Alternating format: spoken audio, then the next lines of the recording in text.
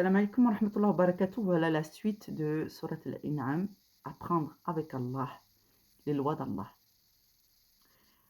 Comment on comprend quel est le bon comportement? C'est quoi un vrai musulman? Un musulman, c'est quelqu'un qui fait confiance à Allah et qui applique les lois d'Allah et qui cherche à comprendre comment Allah a constitué le monde entre les croyants et les pas croyants. Comment Allah a constitué l'être humain dans sa vraie nature, et Allah connaît les individus puisqu'il les a créés. Donc Allah nous parle de la psychologie des hommes, des croyants et des non-croyants. Allah nous dit ce qui se passe dans le fort intérieur des gens lorsqu'ils se rebellent, qu'ils s'enflent d'orgueil ou qu'ils entendent la parole purifiée et qu'ils commencent à combattre et être désagréables avec les serviteurs d'Allah. Tout simplement parce que quand le serviteur d'Allah ressemble à ce que Allah aime, ceux qui détestent la religion d'Allah vont par nature s'opposer aux serviteurs d'Allah. Je vous donne un exemple encore plus clair de ce que Allah enseigne. Allah éduque ses serviteurs. Celui qui obéit à Allah est en train de se charger comme un ion positif, avec positif plus. Vous savez qu'il y a des charges dans les atomes, d'accord? Donc une charge, donc là, vous vous chargez en positif plus. Le positif peut se jumeler avec du positif. Donc le positif va s'entendre avec le positif. Quant à ceux qui désobéissent, qui n'aiment pas la parole d'Allah, eux, ils vont se charger de négatif. Et tous ceux qui vont se charger de négatif vont rejeter ceux qui sont chargés en positif. C'est une loi de la nature du monde. Cette loi-là, c'est Allah qui l'a créée et elle s'applique pour les êtres humains. Dans l'exemple que je vous donne, les gens qui vont se charger de négatif et qui vont avoir l'apparence du positif, l'apparence ne suffit pas. Dans le fond, ils sont négatifs. Et Allah vous dit, ces gens-là ressemblent à des ions positifs, mais je sais qu'ils sont négatifs. Et quand ils entendent la parole purifiée, les gens qui sont chargés positifs sont encore plus positifs. Quant à ceux qui ont un faux positif, seront encore plus négatifs jusqu'à ce que je ferai apparaître leur négatif. Et ainsi, dans d'autres versets, Allah dit, et pense-t-il que nous ne saurions pas faire apparaître leur haine? Donc, Allah décrit ainsi les humains dans son livre, et c'est à nous d'apprendre comment Allah définit l'espèce humaine, les bons éléments et les mauvais éléments, et ensuite il vous enseigne, une fois qu'il vous a appris à distinguer les bons des mauvais, il vous enseigne la vigilance, le comportement adopté avec eux, le comportement adopté en toutes circonstances, avec les bons et avec les mauvais, parce que des fois les bons font des erreurs, c'est normal, on est dans la zone d'épreuve, et des fois les bons se trompent, mais ils se trompent sincèrement, c'est-à-dire qu'ils n'ont pas dans l'intention de faire le mal, ils sont réellement dans le doute, et ça va nécessiter le soutien de la piété. Et ça va nécessiter qu'on ne les combatte pas pour pas les pousser dans le retranchement et qu'ils deviennent amers. Donc on ne va pas aider Satan à mettre du négatif dans la piété d'un frère ou d'une sœur qui doute ou qui a un problème de piété à cause de l'épreuve. Donc c'est une épreuve de la foi. Donc on ne va pas soutenir Satan face à nos frères coreligionnaires qui ont des épreuves de la foi. C'est très très important de le comprendre. C'est pour ça qu'Allah nous demande de distinguer les gens qui sont réellement des gens négatifs, qui font semblant d'être des positifs, et les gens qui sont réellement des gens positifs et qui ont des périodes où leur positif il devient un peu faible, un peu fatigué, et ils ont des épreuves de la foi, et dans ce cas-là, nous devons venir en renfort de nos frères et sœurs, et non pas de jouer le jeu de Satan et de les piquer jusqu'à ce que leur positif devienne négatif. Donc il faut être vigilant. Je continue, Inch'Allah, j'étais dans le verset. Bon, on reprend à partir du verset 25, je vous fais la lecture, Inch'Allah. Et puis, quiconque Allah veut guider, il lui ouvre la poitrine à l'islam, et quiconque il veut égarer, il rend sa poitrine étroite et gênée, comme s'il s'efforçait de monter au ciel. Ainsi, Allah inflige sa punition à ceux qui ne croient pas. Donc, les gens qui ne croient pas en Allah ne seront jamais à l'aise. Leur vie sera toujours une vie de gens gênés, ils ne seront toujours pas confort. Donc, 126. Telle est la voie de ton Seigneur dans toute sa rectitude. Nous avons effectivement bien détaillé les signes, les versets à des gens qui se rappellent. 127. Pour eux, la maison du salut, auprès du Seigneur, auprès de leur Seigneur. Et c'est lui qui est leur protecteur pour ce qu'ils faisaient sur terre. Donc vraiment, il n'y aura plus d'épreuves au paradis, par la grâce d'Allah. On sera même protégé au jour des comptes, au jour de la résurrection. Nous serons protégés quand nous serons dans la tombe contre le châtiment, et ainsi de suite. 128. Et le jour où il les rassemblera tous, ô communauté des djinns, vous avez trop abusé des humains. Et leurs alliés parmi les humains, donc effectivement, il y a bien des démons humains, et leurs alliés parmi les humains diront, ô notre Seigneur, nous avons profité les uns des autres. Ce jour-là, ça c'est une prophétie, donc ils diront effectivement ces mots. Parce que c'est la vérité. Nous avons profité les uns des autres et nous avons atteint le terme que tu as fixé pour nous, donc le délai de chacun.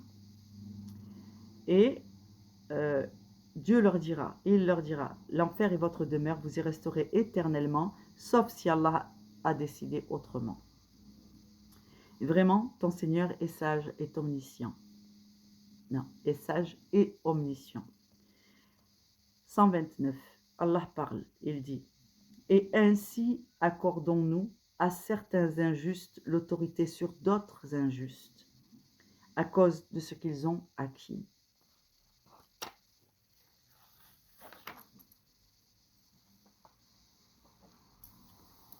« 130.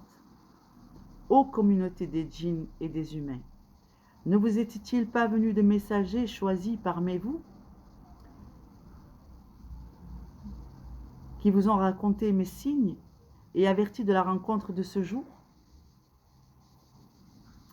Ils diront, nous témoignons contre nous-mêmes.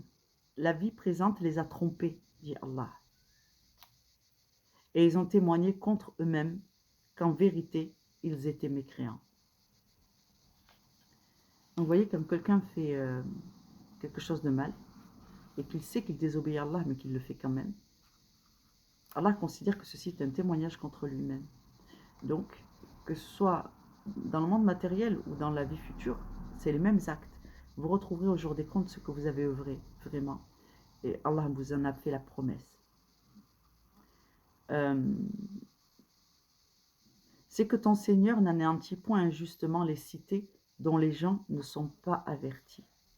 Donc, vous voyez, à chaque fois qu'on a des gens qui font la da'wa, qui font la vraie da'wa, et que la population en général préfère suivre des conjectures, des passions, qui ne sont pas ouverts à l'acquisition, qui n'ont pas la patience d'écouter, ou de réfléchir, de méditer, de retourner à leur livre, de questionner Allah, sur Allah. Et vraiment, j'ai entendu une da'wa, je veux savoir est-ce que c'est vrai, est-ce que c'est pas vrai, je cherche la vérité.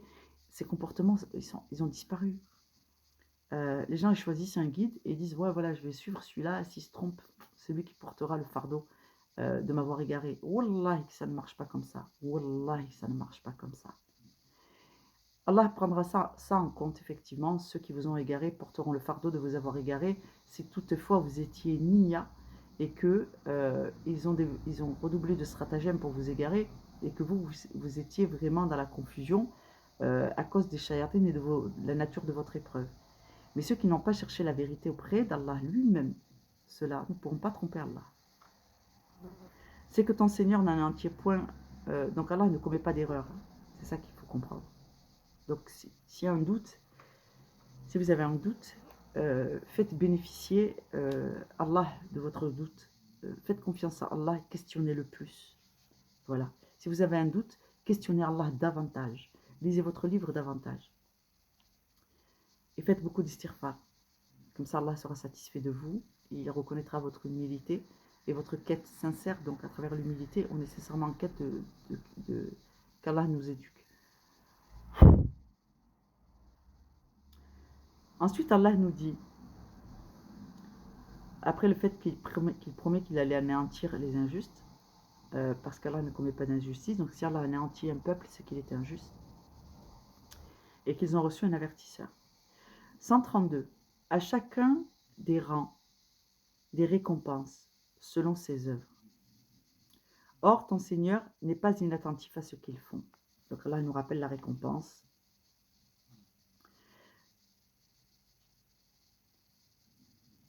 Ton Seigneur Allah est le suffisant à soi-même, le détenteur de la miséricorde. S'il voulait, il vous ferait périr et mettrait à votre place qui il veut, de même qu'il vous a créé d'une descendance d'un autre peuple. Donc Allah nous a créé de la descendance de gens qui ont vécu avant nous. Mais il les a bel et bien remplacés. Donc c'est ça qu'il faut... Mais c'est vraiment des fois, c'est juste la vérité au pied de la lettre, quoi. Ce sont des faits. Là, on est sur des faits. 134. Ce qui vous a été promis arrivera certainement. Et vous n'êtes pas à même de nous réduire à l'impuissance. Donc voilà. Ça, c'est un avertissement pour ceux qui entendent ces mots et qui ne croient pas. Donc, c'est aussi un rappel très très très important pour ceux qui croient. Donc, c'est pas parce que nous on doute que ça rend Allah impuissant. C'est pas parce que des fois on doute de... Vous savez, quand on a vécu des injustices, qu'on demande à Allah réparation et que ça tarde à venir, Allah leur a accordé un délai. C'est ce qu'on a vu plus tôt. Écoute, là les injustes, ils disent ô notre Seigneur, nous avons profité les uns des autres et nous avons atteint le terme que tu avais fixé pour nous. Donc Allah leur a donné un délai pour qu'ils fassent leur vie et qu'ils fassent leur preuve, et ils ont juste fait la preuve de leur mécréance. Mais ce délai, pour les croyants qui sont dans l'épreuve, c'est une épreuve. Et des fois, on pourrait douter qu'Allah est avec nous, parce qu'en fait, il est en train de tenir un engagement qu'il a pris, de chacun a un délai pour son épreuve, et nous ne serons pas injustes. Donc, ils vont aller au bout de leur délai, et Allah ne va pas écourter leur chance de réussir l'épreuve. Mais s'ils passent tout ce délai à faire du mal, nous allons en souffrir. Et ensuite, nous allons dire, ya Allah, pourquoi leur as-tu laissé à loisir de bousiller nos vies alors que nous sommes tes serviteurs? C'est exactement ça. Donc Allah les éprouve par les croyants. Et nous avons éprouvé les gens les uns par les autres. Donc, à un moment donné, Allah veut renforcer le cœur des croyants quand il dit « Et ce qui vous a été promis arrivera certainement » et le châtiment pour les uns et la récompense pour les autres. Et Allah rajoute « Et vous n'êtes pas à même de nous réduire à l'impuissance », c'est-à-dire que les mécréants ne peuvent pas empêcher Allah de soutenir ses sujets et de les récompenser, mais ces sujets qui ont soif de justice ne peuvent empêcher Allah d'exercer le délai qu'il a accordé parce que c'est son décret et de nous éprouver. Donc c'est à nous de développer la patience et de faire confiance à Allah. C'est plus dur à faire qu'à dire, on est d'accord. Mais on n'a pas le choix. On n'a pas le choix. Quand on n'a pas le choix, on fait comment? On avance. Allah sahel. Dit, verset 135. Ô mon peuple. Donc ça c'est... Je parle. Bon là je lis le Coran, mais c'est bien ce que le messager a dit, ce que Allah l'a exhorté à dire. Ô mon peuple. Le peuple, c'est les sujets, qu'ils soient croyants ou pas croyants. Ô mon peuple, continuez à agir selon votre méthode. En somme, si vous vous opposez au message d'Allah que porte le messager, en sachant que le messager fait toujours partie du message, il dit « Ô mon peuple, continuez à agir selon votre méthode, moi aussi j'agirai selon la mienne, c'est-à-dire dans l'obéissance à Allah. Ensuite, vous saurez qui aura un meilleur sort dans l'au-delà. » C'est-à-dire que Allah tranchera entre nous et au jour des comptes, mais Allah ne commet pas d'erreur. Certes, les injustes ne réussiront jamais. Ça, c'est Allah qui ponctue. Donc, maintenant, prenons ceci et mettez-le dans le contexte. Nous ne sommes pas des prophètes. Nous sommes des serviteurs élus. C'est quoi un serviteur élu? Un serviteur élu, c'est quelqu'un qui a reçu la connaissance et qui l'a accepté. Les peuples élus sont ceux à qui Allah a fait porter la responsabilité du livre, de pratiquer, d'adorer Allah, mais de transmettre au reste de l'humanité. Tous ceux qui ont compris que le livre d'Allah est la vérité, qui l'ont accepté, qui ont transmis à leur tour, par leur bon comportement, par les prières, par les demandes de hida pour les uns et les autres, par la demande de guérison pour la communauté, qui ont transmis, c'est-à-dire mis de l'énergie et investi dans le sentier d'Allah, tout cela sont considérés comme des gens élus par Allah. Parce que c'est Allah qui ouvre les poitrines, nous l'avons déjà lu dans le verset ici, 125, et puis quiconque Allah veut guider, il lui ouvre la poitrine à l'islam. Donc, ça, c'est une élection d'Allah. Ok? Donc, Allah a choisi de guider un peuple ou de guider des individus, quand bien même, eh bien, Allah le fait. Et donc, ils deviennent porteurs eux-mêmes du message et de la da'wah par le bon comportement et ainsi de suite. Et donc, ça, tout le monde peut le dire. Quand vous avez des ennemis, des gens qui ne veulent pas aller dans le sens, des gens et ainsi de suite, dites, ok, ne vous disputez pas avec eux, Allah a dit. Par contre, quand il vous dit de dire quelque chose, quand vous êtes dans ces situations inextricables, vous avez le droit, le devoir et l'autorisation d'utiliser les versets du Coran pour votre usage personnel comme des gens instruits, c'est-à-dire vous-même, dans votre vie. Vous avez l'autorité, en tant que serviteur de Dieu qui croit à la parole de Dieu, de dire ce qu'a dit le prophète avant vous, c'est-à-dire ô mon peuple, ô ma famille, ô mes amis, INS, et vous les gens, d'accord? Et comme bien même vous le dites dans votre fort intérieur, vous dites continuez donc ce que vous faites avec votre méthode. Moi, je continuerai à agir selon ma méthode. Et ensuite, vous saurez, on saura devant Allah qui aura le meilleur sort. Donc ça, c'est une façon de prendre congé des gens qui ont décidé de s'interposer à votre piété, de s'interposer par rapport à vos beaux comportements ou à votre intégrité. Allah vous y autorise. C'est plus que ça. C'est ça le bon comportement à adopter. Donc, dans d'autres versets, Allah a dit, quand tu vois qu'ils sont infatués de leurs propres opinions, alors écarte-toi d'eux. Dans un autre verset, il dit, quand tu vois qu'ils conjecturent, éloigne-toi d'eux de la meilleure façon. Donc, c'est ça le commandement. C'est comme ça qu'on applique l'islam. Donc, quand vous voyez que des gens sont trop en train de suivre des conjectures, qu'ils sont dans leur passion et qu'ils ont un mauvais comportement, éloigne-toi d'eux de la façon la plus convenable. Et ça rappelle Surat al-Kafirun. Ô vous, les infidèles, je ne suis pas adorateur de ce que vous adorez, vous n'êtes pas adorateur de ce que j'adore. À vous votre religion, à moi la mienne. Tu ne verras pas de changement dans la règle d'Allah. Donc ça, c'était le verset 135. Donc ça, c'est un bon comportement que vous devez comprendre, que c'est une injonction pour un prophète. C'est un bon comportement pour un prophète. Les prophètes sont nos modèles. Donc, si Allah a dit ceci, c'est le bon comportement digne d'un prophète, il le met dans le livre, c'est ça l'islam. C'est un bon comportement pour les serviteurs qui ont entendu et répondu, nous avons entendu et nous avons obéi. Nous avons suivi les enseignements d'Allah et de son messager. C'est comme ça qu'on utilise le Coran pour s'éduquer. Ensuite, il vous dit, Bismillah, Surat 136, et ils assignent à Allah. Non, je voulais arrêter là. Allah barak. Voilà, donc c'est bien ça, jusqu'à 135. Voilà, alhamdoulilah. Donc là, on a fait le tour, verset 114 jusqu'à verset 135 par la grâce d'Allah. J'espère que cela vous aide, qu'il vous permet de comprendre que Allah nous enseigne, nous éduque. C'est-à-dire que comme même tu n'as pas eu de parents, tu n'as pas eu d'éducation, tu as grandi dans un foyer, si tu fais confiance à Allah, à ses enseignements, Wallah, il fera du plus... Il fera de n'importe qui, Allah. Si la personne est sincèrement attachée à apprendre, à devenir une belle personne, et qui prend en compte vraiment les définitions, qui fait prévaloir la définition qu'Allah donne des choses, du monde, de la vie, des êtres et ainsi de suite, il aura la meilleure éducation, il sera de la plus grande moralité, ça sera une personne d'une droiture et d'une beauté par le comportement qui sera, subhanallah, et qui va vraiment se distinguer des gens. Maintenant, rappelez-vous qu'on est dans une conjecture de la fin des temps où la majorité des gens sont égarés.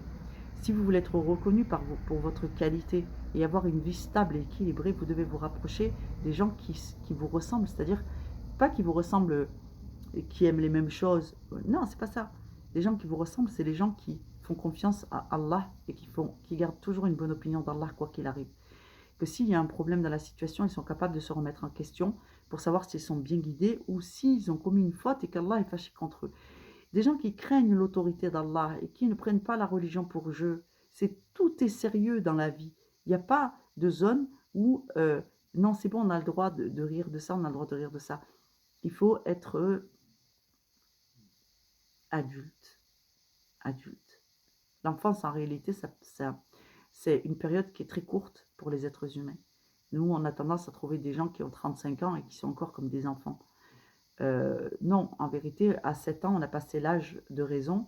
On rentre dans l'adolescence, c'est le jeune adulte, mais en réalité, l'enfance est passée. Donc, il faut être vigilant, il faut se ressaisir. Si vous voulez avoir une belle vie en tant que musulman, rapprochez-vous des gens qui craignent Allah et qui lui obéissent, mais qui le craignent. Il y a les gens qui sont pleins d'ostentation et qui considèrent que imposer aux autres la religion, c'est craindre Allah, c'est imposer aux autres la religion. Ceux-là, ils sont dans un égarement évident. Et il y a ceux qui ont compris que c'est par l'exercice d'une douceur dans la religion d'Allah qu'on arrive à faire aimer la religion d'Allah. Donc quand vous êtes avec des croyants, soyez doux les uns envers les autres. N'imposez pas votre point de vue de la religion. Soyez pragmatique dans le sens où c'est Allah qui guide. Alors pourquoi vous voulez être méchant sous prétexte que les gens ne sont pas guidés dans tous les domaines ou qu'ils ont encore des choses à améliorer? Donc il faut être magnanime dans le sens où chacun a un délai, les croyants et les mécréants, et que parmi les croyants, on a une vie, subhanallah, pour améliorer, s'améliorer, comprendre l'application des versets et pour dépasser ses propres épreuves. Donc, entre la compréhension du Coran et ce que le monde, ta propre vie te facilite dans l'application, subhanallah, tout le monde sait que le hajj, c'est une obligation. Combien il y en a d'entre vous qui se sont dit « Ah oui, c'est tellement important, c'est un pilier, je vais vendre ma maison. Je vais vendre ma maison, je vais aller au hajj. Je vais vendre ma voiture, en sachant que sans la voiture, tu ne peux pas aller travailler, que tu as des enfants en bas âge, sans la voiture, tu ne peux pas les amener à l'hôpital, que sans ta maison, tu ne peux pas loger et préserver ta famille d'être à la rue. Mais pourtant, le pèlerinage est une obligation. Combien il y en a d'entre vous qui se sont dit « Ah oui, on tape sur telle personne parce que je vois ses manquements dans tel pilier », mais vous ne prenez pas en compte sa vie pour savoir si c'est une facilité ou pas, et si elle a les moyens ou pas. Maintenant, il y en a toujours d'entre vous qui trouveront un petit moyen détourné de dire « Oui, mais acheter un hijab, c'est pas le même prix que d'aller au hajj ». Je suis d'accord. Mais ça, c'est une façon détournée de ne pas voir vos difficultés à comprendre que votre jugement vous porte préjudice et qu'aux yeux d'Allah, vous êtes criminel. Maintenant, je vous exhorte et je fais, Inch'Allah, au mieux parce que j'essaye d'être douce et tempérée quand je fais mes vidéos. Si vous n'êtes pas indulgent avec vos frères et sœurs qui ont fait la preuve de leur piété, donc ils craignent Allah, ils obéissent à Allah dans un grand nombre de domaines, et vous passez votre temps à leur trouver des défauts, c'est que vous avez un défaut du cœur. C'est la vérité. Vous ne craignez pas Allah. Ça, c'est pas moi qui l'enseigne, c'est le maître. Et tant est qu'ils disent j'aime ma communauté, mais quand ils vous ont en face, ils vous détestent. Ils vous cherchent des défauts et ils vous attaquent sur le plan de la piété. Et donc, ce constat, il est réel. Quand je fais les suivis, alhamdoulilah, je me rends compte qu'il y a énormément de gens qui ont vécu ça et qui continuent à le vivre. Je crois que vraiment c'est le problème du 21e siècle concernant la communauté. Un manque de compréhension, un manque de solidarité, beaucoup de faux musulmans, c'est-à-dire des gens qui en ont l'apparence, mais qui ne veulent pas suivre la vraie religion d'Allah. Ils préfèrent de loin les conjectures. Un autre truc que j'ai remarqué en écoutant aussi beaucoup des histoires de vie de femmes musulmanes qui témoignent. Et par la grâce d'Allah, qu'Allah les facilite et les sorte de leur pétrin, il y a des femmes très pieuses qui ont épousé des hommes qui se disent pieux. Et en réalité, ces hommes-là sont des hypocrites. Et ils vivent donc du soutien de la communauté, de leur environnement, de tout ce que ça peut apporter, hein, de vivre au milieu de la communauté. Mais en réalité, ce sont des petits démons, ces gens-là. Ils se marient avec une femme très pieuse. Ils disent, moi je veux une femme très pieuse, machallah, zama, ils ont des critères super hauts d'exigence, de hijab intégral, il faut qu'elle fasse les tarawih, qu'elle se lève pour faire les salades de nuit. Le gars, il trouve une femme comme ça, Allah barak, et commence à lui faire la misère, la misère, la misère, la misère, la misère, la misère, la misère, la misère. Hatta il avec 3 enfants, et elle est tout le temps enfermée à la maison, alors qu'en réalité, Allah nous autorise en tant que femme, à avoir des initiatives, à travailler, à avoir nos entreprises, de générer notre propre argent, à condition qu'on arrive à gérer son foyer, à gérer l'éducation de ses enfants, et ainsi de suite. Mais l'autonomie dans notre monde, c'est la meilleure option normalement. Et il y en a beaucoup qui reviennent parmi les musulmans de comprendre que s'autonomiser sur le plan du salaire, c'est le seul moyen de pouvoir travailler en ayant plus de facilité pour exercer son dîn. Port du voile, faire les salats dans les temps, pouvoir fermer pour l'Aïd, et ainsi de suite. Donc, il épouse donc une musulmane, Allah barak, qui nous ferait envie, subhanallah, dans sa pratique. Et ensuite, il lui fait la misère, il la trompe. Ensuite, il lui dit, je te divorce. Il la laisse à l'étranger, tu vois. Il la laisse à l'étranger avec ses enfants alors qu'elle est française. Donc il a expatrié sa femme. Il revient en France, il se marie dans son dos en halal, sans l'autorisation de sa femme qui est hyper pieuse. Ensuite, bien sûr, il ne se marie pas avec n'importe qui. Il se marie avec une convertie qui est hypocrite. Parce qu'un hypocrite ne s'entend qu'avec une hypocrite. 2 faux musulmans s'entendront et vu de l'extérieur, ils fileront le parfait amour. Alors que, dans la réalité, si tu prends un kafir, un munafiq, et que tu le mets avec une bonne musulmane, ou que tu prends une munafiqa et que tu la mets avec un bon musulman, ça sera un couple compliqué avec tout le temps des histoires. Jusqu'à temps qu'il y en a un des deux qui change de camp. Si un jour, il y en a un des deux qui change de camp, ça fait des mariages compliqués et difficiles. Ça fait la relation aux enfants difficile. Ça fait des divorces violents, extrêmement compliqués. Alors que quand tu prends une munafiqa et un munafiq et qu'ils se marient ensemble, ils sont contents, ils se sont trouvés.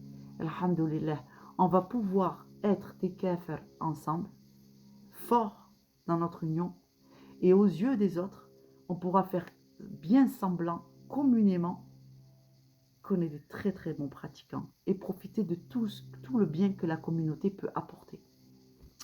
Donc, vous voyez, des cas comme ça, subhanallah, il y en a beaucoup, il y en a beaucoup.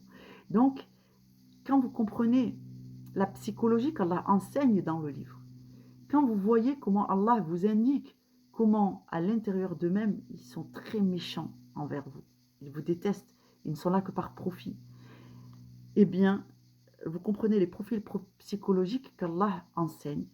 Wallah, vous avez de meilleures chances de vous protéger, de vous prémunir, pour aider vos enfants à choisir leur conjoint de la bonne façon, pour vous-même choisir, vous-même lire votre difficulté de vie, comprendre pourquoi vous avez autant galéré, quelles étaient vos erreurs de départ, pour lesquelles eh bien, vous avez laissé Satan prendre part dans vos affaires sans même vous en rendre compte. Et Allah est très indulgent avec ceux qui ne savaient pas, alhamdulillah. Toutefois, Allah dit, une fois que mon serviteur a compris et qu'il ne récidive pas, alors je suis pardonneur. Donc vous voyez, la plupart du temps, la majeure partie de nos difficultés de vie sont issues du fait que nous ne connaissions pas notre religion et que nous n'avons pas donc pris en compte les avertissements d'Allah puisqu'on ne les a pas appris. Bon, bref. Donc vous voyez, vu sous ce prisme, c'est dire que le vrai pouvoir du musulman, c'est la connaissance. Et si nous ne l'avons pas, eh bien, nous sommes livrés à nous-mêmes. Quand bien même nous aimons Allah sincèrement, ça ne suffit pas. Allah nous a enseigné, je vous ai donné un livre, subhanallah. Pourquoi ne vous enquirez-vous pas de la connaissance que je vous ai donnée? C'est un tort et c'est une erreur. Donc en fait, quand bien même on aime Allah et on le craint, si on ne va pas chercher par nous-mêmes, parce qu'on a un livre, on n'a pas d'excuse, eh bien on a commis une faute. Donc vous voyez, on n'est pas vraiment lucide sur nos obligations en tant que musulmans. Donc ça, l'acquisition de la connaissance du livre des lois d'Allah est une obligation pour chaque être humain, normalement. Assalamu alaikum wa rahmatullahi wa barakatuh.